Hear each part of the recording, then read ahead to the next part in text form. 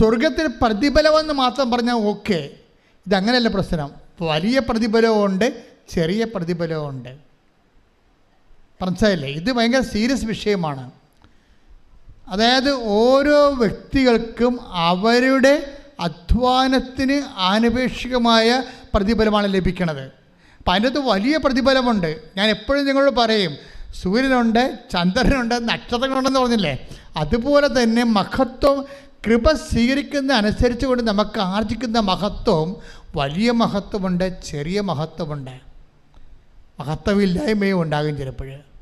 അതുകൊണ്ട് തന്നെ നിങ്ങൾ ഓർക്കുക, സൽപ്രവൃത്തികൾ കൂടിപ്പോയെന്ന് ആരും ചിന്തിക്കരുത്, എത്ര കൂടിയാലും. അതുകൊണ്ടാണ് ഈശോ പറഞ്ഞത്, എന്തെല്ലാം തരം അപകട മേഖലകളിലൂടെയാണ് സുവിശേഷത്തിൻ്റെ സാക്ഷ്യ ജീവിതം ഈശോ മുന്നേറ്റിക്കൊണ്ടു പോകണമെന്നറിയാവോ? മനുഷ്യർ നിങ്ങൾ ചണ്ട കൂടി ഉടുപ്പ് കരസ്ഥമാക്കുക, അവഹേളിക്കുക, വേച്ചമായ കുറ്റം ആരോപിക്കുക, അപ്പോൾ നിങ്ങൾ ആഹ്ലാദിക്കുവിൻ. സത്യസന്ധമായ ദൈവത്തെ, സ്വർഗത്തെ കണ്ടവർക്ക് മാത്രമേ ഇതുപോലെ വ്യക്തമായിട്ട് മനുഷ്യരാശിയെ പ്രബോധിപ്പിക്കാൻ പറ്റത്തുള്ളൂ. അല്ലാത്തവർക്ക് വേദകപരമായിട്ടുള്ള കുറേ സ്വപ്നങ്ങളെ കൊണ്ട് കൊടുത്ത് മാനുഷികമായിട്ട് മനുഷ്യനെ വഞ്ചിക്കുകയാണ് ചെയ്യണത്. സത്യസന്ധമായി ഈ ഭൂമിയിൽ നാം അനുഭവിക്കുന്ന എണ്ണി പറയുന്ന മാനസിക ശാരീരിക പീഡകൾ, when we receive it in the name of Jesus Christ, we are in our kingdom of God. നമ്മൾ ദൈവത്തിൻ്റെ ആലയത്തിലാണ്, അവൻ്റെ ദൈവരാജ്യത്തിലായിരിക്കും. അപ്പം ദൈവരാജ്യത്തിനെ പ്രതിയായിട്ട് നിങ്ങൾ കാഴ്ചവെക്കണം. എന്ത് വിഷയമുണ്ട്? അതുകൊണ്ടാണ് നിങ്ങൾ പരമാവധി പോകണ്ട എന്ന് ഈശോ പറയണത്, ശണ്ട കൂടാൻ പോകണ്ട എന്ന് ഈശോ പറയണത്. ചിലയിടത്ത് തോറ്റു കൊടുക്കാൻ പറയും, ചിലത് തല്ലും കൊണ്ട് പോരാൻ പറയും. എന്താ കാര്യം? നമുക്കിനിയും പോകാൻ ഇടമുണ്ട്. അതുകൊണ്ടാണ്. പോകാൻ ഇടമില്ലാത്തവർ തല്ലും കൊണ്ട് പോരണ്ട, തിരിച്ച് തല്ലിട്ട് പോരാൻ പറയും. അവർക്ക് പോകാൻ ഇടമില്ല. ഈ ഭൂമി വെച്ച് അവരുടെ ജീവിതം അവസാനിക്കുകയാണ്, സെമിത്തേരി വെച്ച്. പക്ഷെ നീ അങ്ങനെയല്ല. നിനക്ക് വേണ്ടി മരിച്ചവൻ നിനക്ക് വേണ്ടി ഉയർത്തെഴുന്നേറ്റുകൊണ്ട് അവൻ വീണ്ടും വരുമെന്ന് പറയുന്നുണ്ട്. സമരക്കാരൻ പറയുന്ന കഥയിൽ ഒരു വാക്കുണ്ട്. എന്താണ് ആ വാക്ക്? ആ മനുഷ്യനെ കൊണ്ട് സത്യത്തിലാക്കിയിട്ട് പറയും, 2 ദിനാറ കൊടുത്തിട്ട് പറയും, എന്തെങ്കിലും കുറവുണ്ടാകും, എനിക്കറിയാം, ഇവന് എന്തെങ്കിലും കുറവുണ്ടായാൽ ഞാൻ തന്നെ അത് നികത്താതിരിക്കത്തില്ല. എപ്പോഴാണ്? ഞാൻ തിരിച്ചു വരുമെന്ന്. ആരാണ് തിരിച്ചു വരാൻ പോണത്? നിനക്ക് വേണ്ടി ക്രൂശിക്കപ്പെട്ടവൻ തിരിച്ചു വരുമെന്ന് അവൻ പറഞ്ഞിട്ടുണ്ട്. അതാണ് ക്രിസ്തു. കൈയടിച്ച് കർത്താവേ. ലൂക്ക 10:35. അടുത്ത ദിവസം അവൻ സത്രം സൂക്ഷിപ്പുകാരന്റെ കയ്യിൽ 2 ദിനാറ കൊടുത്തിട്ട് പറഞ്ഞു, ഇവന്റെ കാര്യം നോക്കിക്കൊള്ളണം. കൂടുതലായി എന്തെങ്കിലും ചെലവാകുന്നെങ്കിൽ ഞാൻ തിരിച്ചു വരുമ്പോൾ തന്നുകൊള്ളാം. ഹല്ലേലൂയ.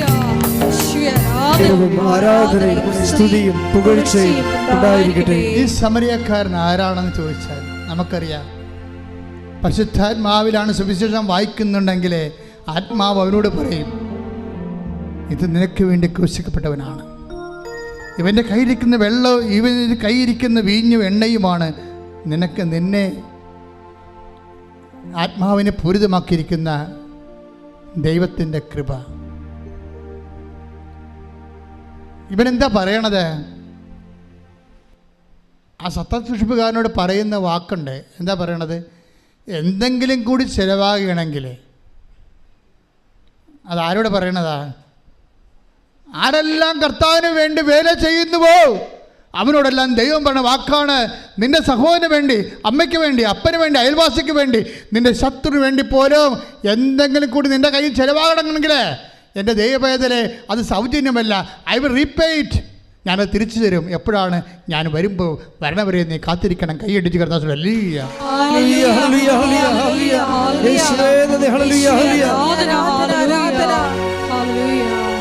നിത്യതയിൽ അവസാനം ഈശോ വരുന്നത് വരാണ് ആ വിഷയം. നമ്മളെല്ലാം ഈ സൽപ്രവൃത്തികളും കൃപാവര പ്രവൃത്തികളും ചെയ്യണത് എന്തുകൊണ്ടാണ്? അവൻ മഹത്വരാജനായി വീണ്ടും വരുമ്പോൾ അവൻ്റെ കൂടെ അവൻ്റെ സൂര്യശോഭയിലേക്ക് പ്രവേശിച്ചുകൊണ്ട് മഹത്വത്തിൻ്റെ സ്വർഗീയ വിരുന്നിലെ, സ്വർഗീയ ജെറുസലേമിലെ മണവാളിൻ്റെ കൂടെ സഭയാകുന്ന മണവാട്ടി നിത്യമായ ബാങ്കറ്റ് ആൻഡ് ഫീസ്റ്റിൻ്റെ സെലിബ്രേഷൻസിന് വേണ്ടി നമ്മൾ നമ്മുടെ ജീവിതത്തെ ഒരുക്കുകയാണ്. കൈയിടിച്ച് കർത്താവേ. യേശുവേ നന്ദി. Hallelujah, hallelujah, hallelujah. ഹല്ലേലൂയ. കൂടിപ്പോയെന്നൊന്നും പറയരുത് കേട്ടോ. അപ്പനെയും അമ്മനെയും അയൽവാസികളെയൊക്കെ സഹായിച്ചതിൽ കൂടിപ്പോയെന്നൊന്നും പറയരുത്. കൂടിപ്പോയാൽ എന്തെങ്കിലും കൂടുതൽ ചിലവായാൽ എന്താണ്, ഞാൻ തിരിച്ചു വരുമ്പോഴേ അത് നിത്യതയ്ക്ക് വേണ്ടിയുള്ള നിക്ഷേപമാണ്. കൈയടിച്ച് കിടത്താൻ ഹല്ലേലൂയ, ഹല്ലേലൂയ, ഹല്ലേലൂയ, ഹല്ലേലൂയ. യേശുവേ നന്ദി. Hallelujah, hallelujah.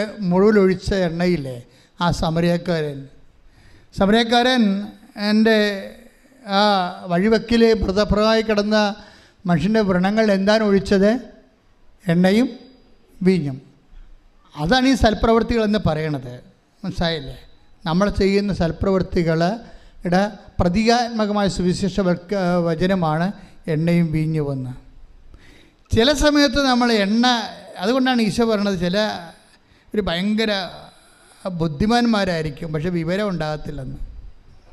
ഭയങ്കര ബുദ്ധിമാന്മാരായിരിക്കും മനുഷ്യന്മാരുടെ കൂട്ടത്തിലേ. സാധാരണ മനുഷ്യരുമുണ്ട്, കുറച്ച് ബുദ്ധി കൂടിയ ആൾക്കാരുണ്ടല്ലോ. അപ്പം അവരെല്ലാം ചെയ്യണത് നമ്മളെന്ത് കൊടുക്കുന്നു, നമുക്കെന്ത് കിട്ടുന്നു, അതിനൊരു അംശം അങ്ങോട്ട് കൊടുക്കുന്നു. നമ്മളൊരു ദൈവമായിട്ടൊരു ബിസിനസ്സിലാണ് നമ്മൾ ചെയ്യണത്. കാരണം നമ്മൾ പറയും അനിയത്തിയുണ്ട്, ചേട്ടത്തിയുണ്ട്, ചേട്ടനുണ്ട്, അവരൊക്കെ ഈ അമ്മ പറ്റത്തില്ലേ, പിന്നെ എനിക്ക് മാത്രം എൻ്റെ ബെഡ്ക്ക് എന്ത് മാത്രം അമ്മ വന്ന് അത് കണക്ക് പറയില്ലേ. മിണ്ടാണ്ടിരിക്കാനാണ് എപ്പോഴും നല്ലത് കേട്ടോ. അപ്പോൾ ഉള്ളത് ചെയ്തതുപോലെ ഇല്ലാണ്ടാവും. നമ്മളുടനെ പറയത്തില്ലേ, ആശുപത്രി പോയി നിൽക്കുമ്പോൾ, അമ്മയുടെ കൂടെ ആശുപത്രി പോയി നിൽക്കുമ്പോൾ പറയത്തില്ലേ, ഞാൻ മാത്രമുള്ള അനിയത്തിയുണ്ട്, അവൾ വന്ന് നിൽക്കണില്ല, അവൾ ടീച്ചറാണ്, മൂർത്തി ചേട്ടത്തിയുണ്ട്, അവിടെ കാനഡയിൽ പോയിരിക്കുകയാണ്, അവളിങ്ങനെ വരത്തിരിക്കുക, പിടിക്കത്ത് പോയില്ല, ഞാൻ മാത്രമാണ് എൻ്റെ പള്ളിക്കാണ് എല്ലാം കിടക്കണമെന്ന്. എൻ്റെ മക്കളെ, നിങ്ങൾ നിത്യതയിൽ നിനക്ക് ഓഹരി കിട്ടാൻ വേണ്ടി കർത്താവ് നിന്നെ പ്രത്യേകം തിരഞ്ഞെടുത്തിട്ട് നിനക്ക് ഈ വിഷയം ഏൽപ്പിച്ചേക്കുന്ന ആരാണ്? ക്രിസ്തുവാണെന്ന് കരുതാത്തോളം കാലം നിനക്കൊരിക്കലും കൃപയായി ജീവിക്കാൻ പറ്റത്തില്ല. അവരെ ഒരിക്കലും കമ്പയർ ചെയ്യരുത് ഒരു വിഷയത്തിന്. ഇവിടെ എന്താ പ്രശ്നം? ചിലർക്ക് എണ്ണ ഉണ്ട്, ചിലർക്ക് എണ്ണയില്ല, അത്രേ ഉള്ളൂ. ഒരപ്പൻ്റെ അമ്മയുടെ മക്കളായിരിക്കാം. ചിലർക്ക് എണ്ണ കയ്യിലുണ്ടാകാം, ചിലർക്ക് കയ്യിൽ എണ്ണ ഉണ്ടാകത്തില്ല. അതാണ് പ്രശ്നം. അവരെ കുറ്റം പറഞ്ഞ എന്താ കാര്യം? അവരെണ്ണ വാങ്ങാൻ പോയിരിക്കുകയല്ലേ, അപ്പം മണവാളം വരും. പരിപാടി തീർന്നില്ലേ? വായിച്ച് 25:4 മത്തായി സുവിശേഷം. ശ്രദ്ധിക്കട്ടെ. Hallelujah, hallelujah, hallelujah, hallelujah. 25:4 മത്തായിയുടെ സുവിശേഷം. Hallelujah, hallelujah. മത്തായി 25:4 വിവേകമതികളാകട്ടെ വിളക്കുകളോടൊപ്പം പാത്രങ്ങളിൽ എണ്ണയും എടുത്തിരുന്നു. ഇപ്പൊ വിളക്ക് മാത്രം എടുത്തിട്ട് കാര്യമില്ല. ചില ആൾക്കാർ വചനം മാത്രമുണ്ട്, വിളക്കുണ്ട്, എണ്ണയില്ല. അതാണ് പ്രശ്നം. വിളക്ക് ഈ 10 കന്യകമാരുടെ കയ്യിലും വിളക്കുണ്ടേ. എല്ലാവരും ഈ വിശ്വാസത്തിൽ വിളക്കിൽ തന്നെ വിശ്വസിക്കണത്. പക്ഷേ സംഭവം കത്തത്തില്ല. വചനം കത്തിക്കണമെങ്കിൽ എന്ത് വേണം? എണ്ണ വേണം. അതിനെന്ത് വേണം? മനസ്സലിവ് വേണം. മറ്റാൾ എണ്ണ പെരട്ടിയതിന് മുമ്പ് ഒരു സംഭവം ഉണ്ടായി. അയാൾക്ക് സമരക്കാർ എണ്ണ പെട്ടുന്നുമ്പോൾ എന്താ സംഭവിച്ചത്? മനസ്സലിഞ്ഞ്. അല്ല, ജോസഫ് മതിയിടല്ല എണ്ണ പെരട്ടിയത്. നിങ്ങൾ പല ആൾക്കാർ എണ്ണ പെട്ടണം ഉടമ്പടി എടുത്തതുകൊണ്ടാണ് സൽപ്രവൃത്തി കാണിക്കണത്. അതല്ല, മനസ്സലിയണം. ആരെ പ്രതി? ക്രിസ്തുവിനെ പ്രതി മനസ്സലിയുമ്പോൾ ആണ് അത് ക്രിസ്തുവിൻ്റെ കൃപാവര പ്രവൃത്തിയായിട്ട് മാറണത്. അല്ലെങ്കിൽ അത് ഉടമ്പടി പ്രവൃത്തിയായിട്ട് കേവലമായിട്ട് മാറുകയും ഫ്രൂട്ട്ഫുള്ളായ അല്ലാതെ വരിക സാധ്യതയുണ്ട്. ഇപ്പോൾ ഇവിടെ എന്താ പ്രശ്നം? 10 കന്യകമാരുണ്ടായിരുന്നു. അതിൽ ചിലര് 5 പേര് പാത്രങ്ങളിൽ എണ്ണ എടുത്ത് വേറെ എക്സ്ട്രാ ആയിട്ട് എടുത്തു. ചെറിയ വിളക്ക് മാത്രം കൊണ്ടുവന്നു. പക്ഷേ എന്താ പറയുക, അവസാനം ഷെയർ ചെയ്യാൻ പറ്റത്തില്ല. നീ എൻ്റെ ചേടുത്തിയല്ലേ, നിൻ്റെ സൽപ്രവൃത്തി കുറച്ച് ഇങ്ങോട്ട് തരാൻ പറഞ്ഞാൽ തരാൻ പറ്റത്തില്ല. ആ വിഷയം അത് അവസാനമേ മനസ്സിലാകത്തുള്ളൂ. നീ എൻ്റെ അനിയത്തിയല്ലേ, നമ്മൾ രണ്ട് ഒരു വയറ്റിൽ പെറ്റതല്ലേ, നീ എൻ്റെ ഭർത്താവല്ലേ, നീ എൻ്റെ ഭാര്യയല്ലേ എന്ന് ചോദിച്ചു കഴിഞ്ഞാൽ സൽപ്രവൃത്തികൾക്ക് കൃപ കൈമാറ്റാൻ, അനുഗ്രഹം കൊടുക്കാൻ പറ്റുമായിരിക്കും, കൃപ കൈമാറാൻ പറ്റത്തില്ല. അത് നമ്മൾ ശ്രദ്ധിക്കണം, സൂക്ഷിക്കണം. അല്ലാതെ നിങ്ങൾ വിചാരിക്കും ഞാൻ ഭാര്യ പള്ളിയിൽ പോകണ്ടല്ല, പിന്നെ എനിക്ക് വേണ്ടി കൂടി നീ പ്രാർത്ഥിച്ചാൽ മതി എന്നൊക്കെ പറഞ്ഞാൽ അനുഗ്രഹം ഓക്കെയാണ്, കൃപ ഓക്കെയല്ല. അത് നീ തന്നെ കർത്താവിൻ്റെ നാമത്തെ സ്വീകരിച്ച് ദൈവസ്നേഹത്തോടെ നിൻ്റെ ആത്മാവിൽ നീ ചെയ്യേണ്ട കാര്യങ്ങളാണ്. അവിടെ പങ്കുകാരില്ല. അതാണ് പറയണത്. ആ കന്യകമാരോട് പറയുന്നത് കേട്ടല്ലേ, ഞങ്ങൾ തരത്തില്ല, തന്നിട്ടും കാര്യമില്ല. കാര്യം എന്താ? നിങ്ങൾക്ക് തികയാതെ വരും. പക്ഷേ കൃപയ്ക്കൊരു പ്രശ്നമുള്ളതെന്ന് വെച്ച് കഴിഞ്ഞാൽ അത് തികയാതെ വരാനുള്ള സാധ്യതയുണ്ട് എന്നാണ്. അതുകൊണ്ടാണ് അത് കൈമാറ്റം ചെയ്യാൻ പറ്റാത്തത്. കൃപ കൈമാറ്റം ചെയ്യാൻ പറ്റത്തില്ല. അത് വളരെ സീരിയസ് ആയിട്ട് മനസ്സിലാക്കേണ്ട വിഷയമാണ്. അതുകൊണ്ട് നീ 10 പത്രം കൂടുതൽ കൊടുത്താൽ അതിൻ്റെ കർത്താവിൻ്റെ നാമത്തിലാണ് കൊടുത്തിരിക്കണമെങ്കിൽ അതിൻ്റെ കൃപ നിനക്കാണ് ലഭിക്കണത്. അതുകൊണ്ട് ഇവിടെ വെച്ച് നീ കൃപയുടെ കോടീശ്വരിയായി കോടീശ്വരനാകാൻ നോക്കണം. കാര്യം കഠിന വചനങ്ങളാണ് ചെയ്യുമ്പോഴാണ് അതിലാണ് കൂടുതൽ കൃപ അടങ്ങിയിരിക്കുന്നത്. അതിൻ്റെ എല്ലാം നിത്യതയാണ് ഉദ്ദേശിക്കുന്നത്. കർത്താവ് നിത്യതയെക്കുറിച്ച് പറയുമ്പോൾ ഇപ്പോൾ എന്താ പ്രശ്നം? അതായത് ഇവർക്കെന്നാ പറ്റിയത് ഈ കന്യകമാർക്ക്? മണവാളൻ വരാൻ വൈകി, ഉറക്കം വരികയാൽ കന്യകമാർ കിടന്നുറങ്ങി. അർദ്ധരാത്രിയിൽ ഇതാ മണവാളൻ പുറത്തു വന്ന് അവനെ എതിരേൽക്കുവിനെന്ന് ആർപ്പുവിളിയുണ്ടായി. പക്ഷേ കന്യകമാർ എഴുന്നേറ്റപ്പോൾ കുറേ പേർക്ക് എണ്ണയില്ല. അവർ പിന്നെ അവരുടനെ വാതിൽ അടക്കപ്പെടുകയാണ്. കർത്താവ് നിത്യതയുടെ കാര്യം പറയുമ്പോഴാണ് ഇതില്ല, അവസാനം പറയുന്ന ഭാഗമാണ് ഇതില്ല. കർത്താവിൻ്റെ ഈ യാത്രയുടെ ഈ മാനുഷികമായ അവതാര യാത്ര അവസാനിക്കുന്നതിന് മുമ്പ് ലാസ്റ്റ് പറയുന്ന ഭാഗങ്ങളാണ് മത്തായി 25 കൊണ്ടൊന്ന് ചേർത്തിരിക്കുന്നത്. ഇവിടുത്തെ മണവാളനല്ല ഈശോയാണ്. വരാൻ പോരണ വൈകുന്നതെല്ലാം അവൻ്റെ രണ്ടാം വരവുമായിട്ട് ബന്ധപ്പെട്ട കാര്യങ്ങളാകും പറയണം. മുഴുവൻ കഥകളിലൂടെ പറയണമെന്നേ ഉള്ളൂ. അപ്പോഴൊരു കാര്യം, മണവാളൻ വരാൻ വൈകിയെന്ന് കഥ പറയുന്നുണ്ട്. സെൻറ്റ് പോളിനൊക്കെ പറഞ്ഞ അബദ്ധം, ഇത്തിരി കൂടി പരിശുദ്ധാത്മാവ് ഉണ്ടായിരുന്നെങ്കിലേ കർത്താവ് വരാൻ വൈകുമെന്ന് മനസ്സിലാകുമായിരുന്നു. ശരിക്കും അവരിപ്പോൾ വരുമെന്ന് പറഞ്ഞുകൊണ്ട് ആദ്യകാലങ്ങളിരുന്ന് ഇപ്പോൾ വരും കർത്താവ്, ഇപ്പോൾ വരുമെന്ന് പറഞ്ഞു. അതിൻ്റെ വചനങ്ങളുണ്ട് ഇപ്പോൾ വരുന്നത്. പക്ഷേ വരാൻ വൈകുമെന്ന് കർത്താവ് തന്നെ പറഞ്ഞിട്ടുണ്ട്. 10:25 മണവാള ഇപ്പോൾ ഈ നമ്മൾ ഇമ്മീഡിയറ്റ് പരൂസ്യ എന്നും പറഞ്ഞ ആദിമസഭയെ കുറേ കാലം വിശ്വസിച്ചതാണ്. അതായത് ഇപ്പം കർത്താവ് വരുമെന്ന്. പക്ഷേ കർത്താവ് തന്നെ പറഞ്ഞിട്ടുണ്ട് മണവാളൻ വരാൻ വൈകും. അതാണ് മണവാളനെ കൊടുത്തിരിക്കുന്ന കാര്യം. അപ്പോൾ എന്നാ പറ്റിയിരിക്കണത്? എത്ര വൈകിയാലും നമ്മുടെ കയ്യിൽ എന്തുണ്ടാകണം? കൃപയുണ്ടാകണം. നമ്മുടെ കയ്യിൽ കൃപയുണ്ടാകണം. നമുക്ക് കൃപാവര പ്രവൃത്തികളുണ്ടാകണം. അതുകൊണ്ട് എന്താണ്? ജാഗ്രതയുണ്ടാകണം ഈ വിഷയത്തിൽ. ഉടമ്പടി നിങ്ങളെ ഉയർത്തണം അങ്ങനെയാണ്. പക്ഷെ ചെയ്യുന്ന പ്രവൃത്തികൾ ദൈവസ്നേഹത്തോടെ ചെയ്യണമെന്നാണ് ഇത്രയും നേരം പറഞ്ഞതിൻ്റെ ചുരുക്കം. ശ്രദ്ധിക്കട്ടെ. ഹല്ലേലൂയ, ഹല്ലേലൂയ,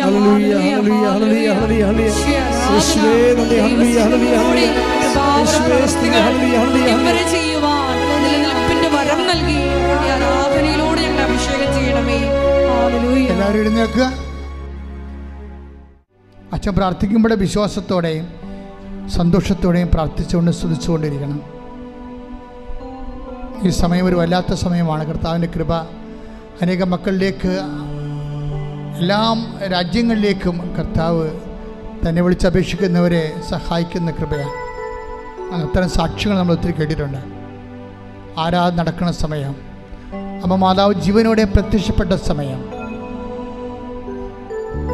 ദുരന്തം ഉണ്ടാകാൻ പോകുന്ന പ്രാർത്ഥിക്കണമെന്ന് പറഞ്ഞ സമയം, ജീവിത ദുരന്തങ്ങൾക്കെല്ലാം പ്രതിവിധി പ്രാർത്ഥനയാണെന്ന് നമ്മൾ പറഞ്ഞത് പരിശുദ്ധ അമ്മയാണ്.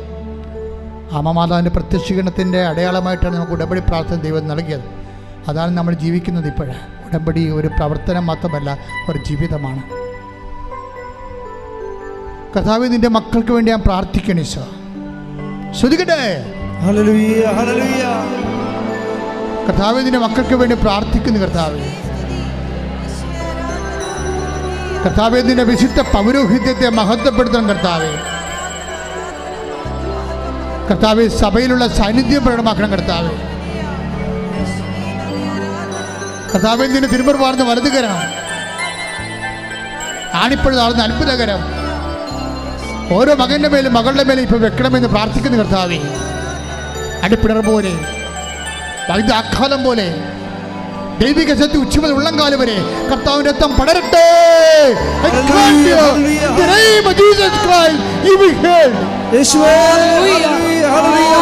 പ്രിയപ്പെട്ടവരെ, ഒരു മകനെപ്പോലും മകളെപ്പോലും തന്നെ വിളിച്ചപേക്ഷിക്കുന്ന, നാമം വിളിച്ചപേക്ഷിക്കുന്ന ഒരു മകനെപ്പോലും കർത്താവ് ഒഴിവാക്കത്തില്ല. നിങ്ങൾ ധൈര്യമായിട്ട് രോഗമുള്ള ഇടത്ത് കൈകൾ വെച്ചുകൊണ്ട് പ്രാർത്ഥിക്കട്ടെ. സ്തുതിക്കട്ടെ. കർത്താവിൻ്റെ ഉന്നതമായ നാമത്തില്, സഭയുടെ അധികാരത്തില്, കുരിശിൻ്റെ അടയാളത്തില്, ദൈവത്തിൻ്റെ ശക്തിയാൽ, ഈ അൾത്താറയിൽ നടന്ന 10,000 ആരാധന ശക്തിയാൽ മാരക രോഗങ്ങൾ, തീരാവേദികൾ, ജീവിത ദുരിതങ്ങൾ എൻ്റെ കർത്താവിൻ്റെ ഉന്നതമായ നാമത്തിൽ മാറിപ്പോകട്ടെ. കർത്താവേ, നിന്റെ ശക്തി ഒഴുക്കണമേ കർത്താവേ, നിന്റെ രക്തം ഒഴുക്കണമേ കർത്താവേ.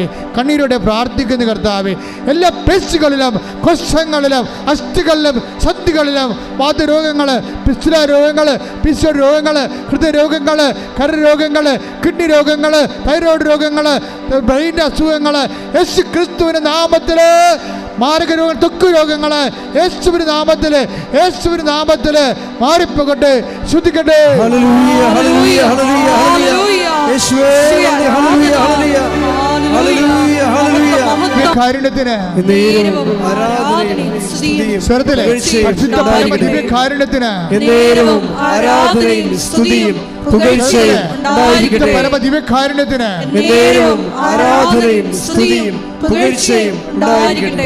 അടുപ്പിണറിൻ്റെ സൗഖ്യത്തിൻ്റെ സമയമാണിത്. ദൈവികമായ കൃപ നമ്മളിലെ ഓളം മുട്ടുന്ന സമയമാണിത്. കർത്താവ് ഒരു മനുഷ്യനെ പോലും കണ്ണീരോടെ വരും കൈയോടെ പറഞ്ഞു വിടത്തില്ല. അവർ കണ്ണുനീരോടെയാണ് വരുന്നത്. ഞാനവരെ ആശ്വസിപ്പിച്ച് പറഞ്ഞേക്കുമെന്ന് പറഞ്ഞത് ദൈവത്തിൻ്റെ വചനമാണെങ്കിൽ ആകാശം മാറിയാലും ഭൂമി മാറിയാലും മാറാത്ത വചനം ഇപ്പോൾ നിന്നെ ആശ്വസിപ്പിക്കുന്ന സമയമാണ്. ശ്രദ്ധിക്കട്ടെ. കർത്താവിനെ തന്നെ നോക്കിക്കൊണ്ട് പ്രാർത്ഥിക്കാം. ഇപ്പോൾ നമ്മൾ പ്രാർത്ഥിക്കാൻ പോകുന്ന വിഷയങ്ങൾ: വിവാഹം ഒത്തുവരാത്ത മക്കൾ, കൈകൾ കുപ്പി കണ്ണുകൾ തുറന്ന് കർത്താവിനെ നോക്കിക്കൊണ്ട് മനസ്സിൽ പ്രാർത്ഥിച്ചുകൊണ്ടിരിക്കുക. ഇപ്പോൾ നമ്മൾ പ്രാർത്ഥിക്കാൻ പോകുന്ന വിഷയങ്ങൾ: വിവാഹം ഒത്തുവരാത്ത മക്കൾ, കുഞ്ഞുങ്ങളില്ലാത്ത ദമ്പതികൾ, പരസ്പരം വിഘടിച്ച് വഴക്കിട്ട് അകന്നുപോയി കോടതി കേസാകാൻ പോകുന്ന ദമ്പതികൾ, ജോലിയില്ലാത്തവർ, വീടില്ലാത്തവർ, വീട് സ്ഥലവുമില്ലാത്തവർ, മക്കൾ വിദേശങ്ങളിൽ പഠിക്കാൻ പോയിട്ട് അവർക്ക് അവിടെ പരീക്ഷ എഴുതാൻ പറ്റാതെ നിൽക്കുന്നവർ, അവർക്ക് ജോലി കിട്ടാത്തവർ, PR കിട്ടാത്തവർ, അവർക്ക് വാടക വീട് പോലും കിട്ടാതെ അലയുകയും ഇപ്പോഴും ഇവിടുന്ന് പൈസ അയച്ചു കൊടുത്തുകൊണ്ടിരിക്കുന്നവർ, നാട്ടിൽ ജോലിയില്ലാതെ വിഷമിക്കുന്നവർ, വളരെ സാമ്പത്തികമായ തകർച്ചകളിലൂടെ കടന്നു പോകുന്നവർ, സ്ഥലം വിൽക്കാനുള്ളവർ, വിൽക്കാൻ പറ്റാത്തവർ, രക്ഷപ്പെടാനോ വീട് സ്ഥലവും പോലും ഇല്ലാത്തവർ, എല്ലാം കൊണ്ടും തരിപ്പണമായി ഞെരിഞ്ഞമരുന്നവർ, മാതാവേ, അമ്മ മാതാവേ, ജീവനോടെ പ്രത്യക്ഷപ്പെട്ട ഉടമ്പടി നൽകിയ അമ്മ, പരിശുദ്ധ അമ്മ ദേവമാതാവേ, ഈശോയുടെ ജീവനോടെ പ്രത്യക്ഷപ്പെട്ടുകൊണ്ടിരിക്കുന്ന ഈ നിമിഷങ്ങളിൽ അങ്ങനെ മക്കൾക്ക് വേണ്ടി കണ്ണീരോടെ പ്രാർത്ഥിക്കുന്ന എന്തെല്ലാം വിധത്തിൽ ആരെല്ലാം ഏതെല്ലാം വേദന അനുഭവിക്കുന്നു, സഹായിക്കാൻ ഒരു മനുഷ്യൻ പോലും ഇല്ലാത്ത അവസ്ഥകൾ ദൈവത്തിൻ്റെ കരുണ, അമ്മയുടെ പ്രത്യേക കാരുണ്യമാധ്യത്തോടെ യേശു നാമത്തിൽ നിന്നെ വിടുതൽ പ്രാപിക്കുകയും സൗഖ്യപ്പെടുകയും ചെയ്യട്ടെ.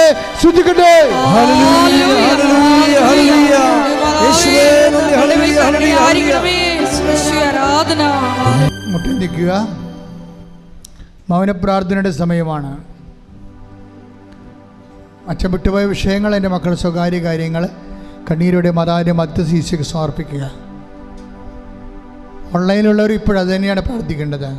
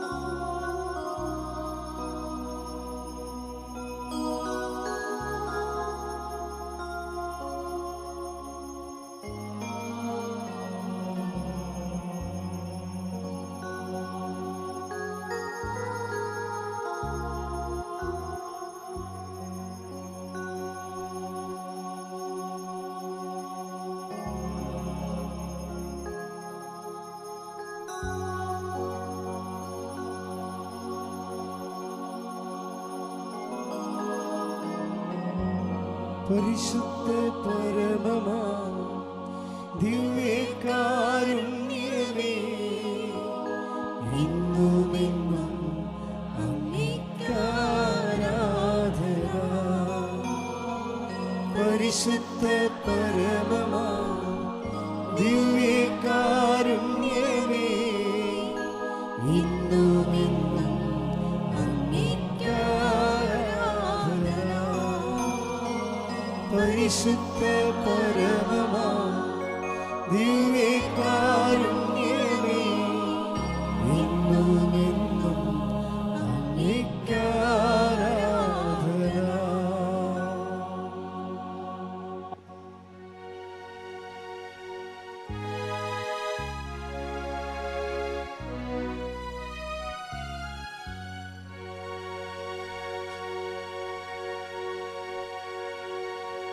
ആവേ